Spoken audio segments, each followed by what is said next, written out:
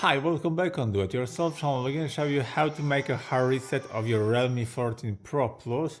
This operation can be helpful if you doesn't remember the password to your phone or just the software doesn't work properly. So first of all, you have to press and hold volume up and power button together.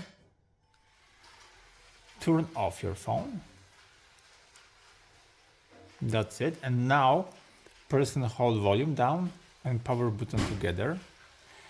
Keep holding both the key, release power button, still holding volume down. So keep holding. Now choose the English by pressing volume down, accept by power. And there you have a press format data. Accept by power. Please enter verification code. In my case, it's this code. All user data will be reset. Format. So be sure because all your data will be deleted, data formatted.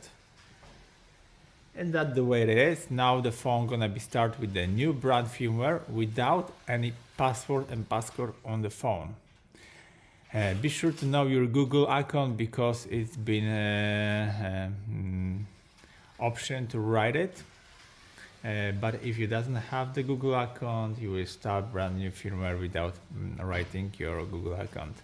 And that's it for now. So I hope the video is helpful for you. If yes, you can leave like, leave comment, and leave subscribe, and see you by next video. Hey.